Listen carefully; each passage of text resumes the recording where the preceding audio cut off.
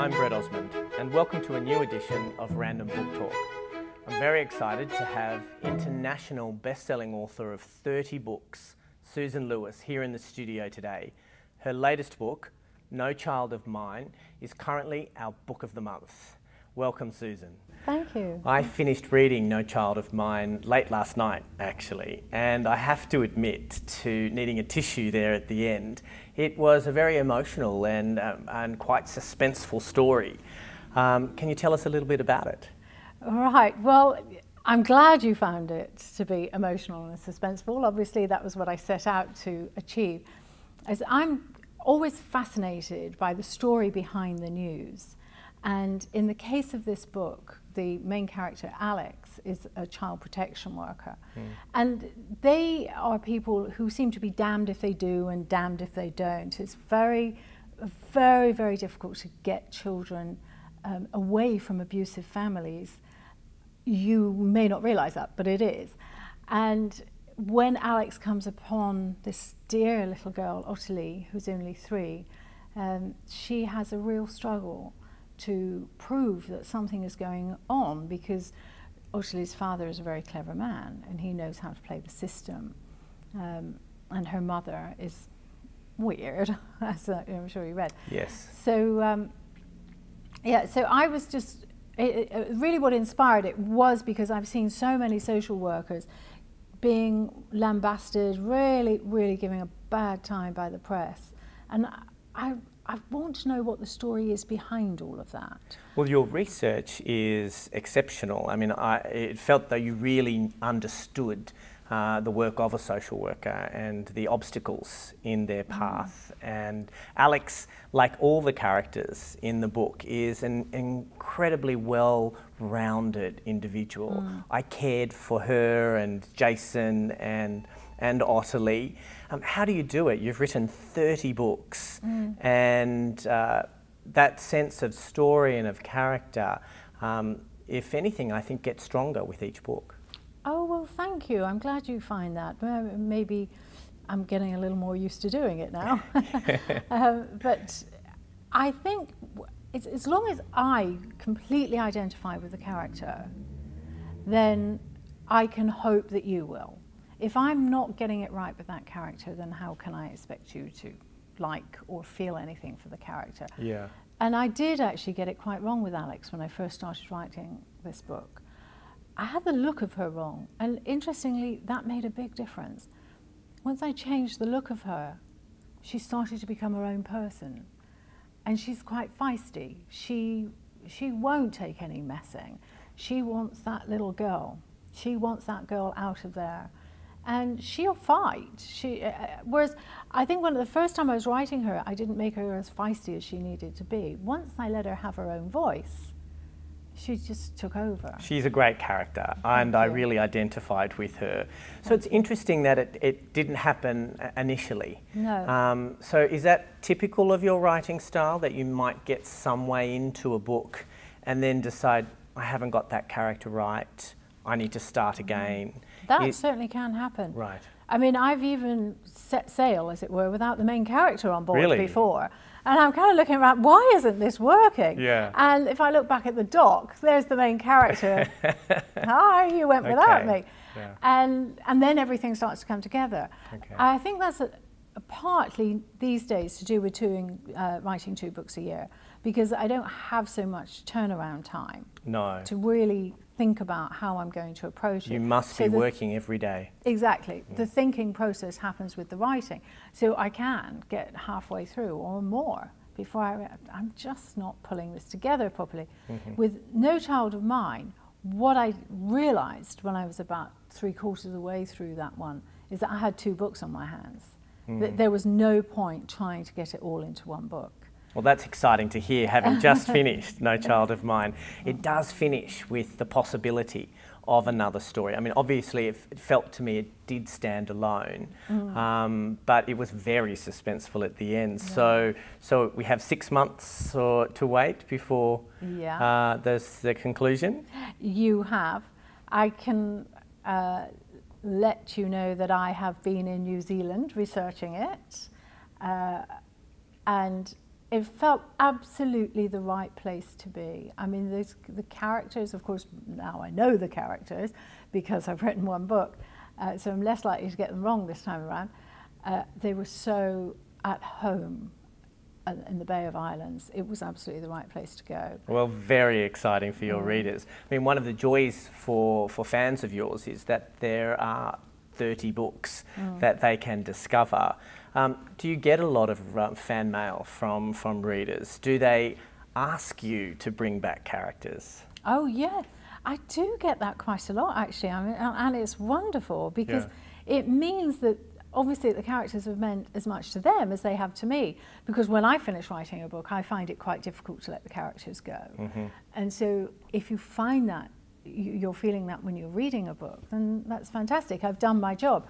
It's also a little, I feel a little sad because I feel like I'm letting a reader down in a way, because they want to know more and I'm leaving it to them to decide how they think it will go. I mean, I'm going to give you some good direction on where it's going to go, but they want more of the story. And I can't say I will never write a sequel, as indeed I'm doing one now, but I don't do it often. No. And the possibility of 3 books a year is probably out of the question. Yeah, right. Yeah, definitely. And when we're just touching on the research, it really was evident to me that you really knew what you were writing about. And as a reader, that came across and I really responded to that. Do you spend a lot of time researching your books? Well, I spend as much as I can. I mean, this was quite a tricky one to research actually, because of really getting the social workers, the child protection workers to talk to me about their jobs, because where children are concerned, it's very, very delicate and very confidential. I certainly would not be able to go into a family court. Then the lawyers would talk to me about it. Family lawyers would talk to me about it. Social workers would talk to me about it. What I did get from the social workers, which was fantastic, were a lot of case stories with no names and a lot of how they feel, how certain children do touch them more deeply, and how some children are quite difficult to warm to. And interestingly, they seem to do even more for them because they feel guilty for not perhaps loving them as much as the pretty one or the one who's a little more chatty, or you know. And it was just fascinating listening to the relationships that they build up. Yeah, I can imagine, and confronting at the same time. Absolutely. Well, and because of course some of the children can be quite violent with them, and offensive, and they'll have some awful things happen. Sure. So I haven't congratulated you, Susan, on your top 5 bestseller in the UK at the moment, with a previous novel, No Turning Back, which was a different story to No Child of Mine. All your books, however, deal with family relationships, family dramas, and the dynamics between various situations. Alzheimer's as a theme, separation, loss, divorce are common themes, abduction even, in your books. What inspires you to write about families and personal relationships? Well, I'm quite fascinated by the way people deal with the challenges that life throws at them. I mean, some people just get the most difficult things come their way and somehow they get through it.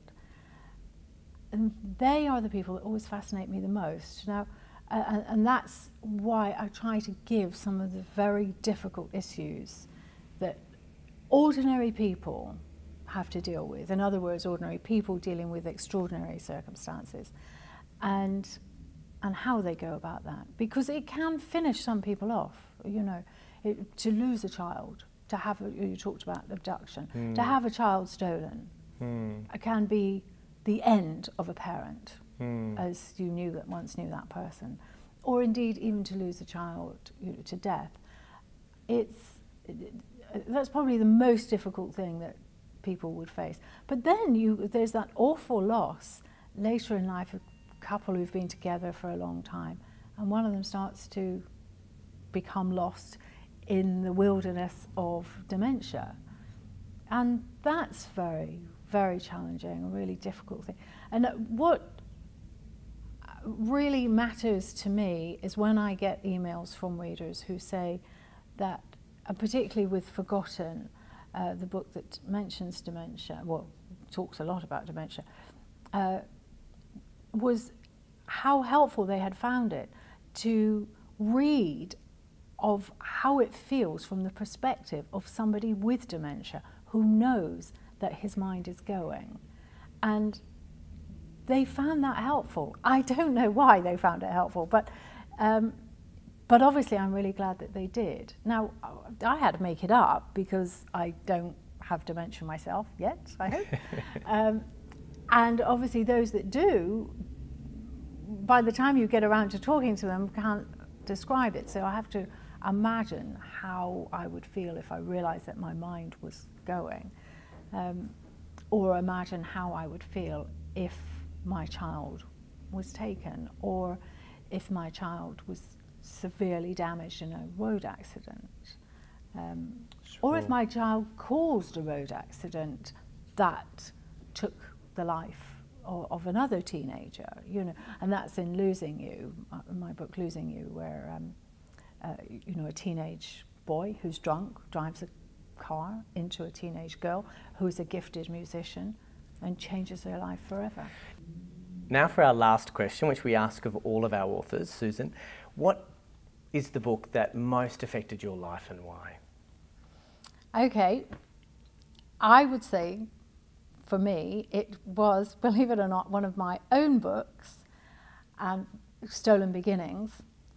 Not for the reasons that you might think, but this was a book, it was my third book, and I had more or less finished writing it. I was over 600 pages in, and it is a long book, this one, and I lost the whole thing on the computer. Oh no. So it meant that was the end of my career in television and the beginning of my career as a full-time author. So that was the book that changed everything for me, actually. Well, that's an amazing story, and obviously you've been incredibly successful at it. So thank you very much, Susan, for coming into the studio today. It's lovely to have you in Australia, and great that No Child of Mine is in stores now, as are all your books. Thanks again. If you would like to download a sample chapter of No Child of Mine, head now to randomhouse.com.au. You can also sign up to our e-newsletter, where you'll find more details about the next edition of Random Book Talk.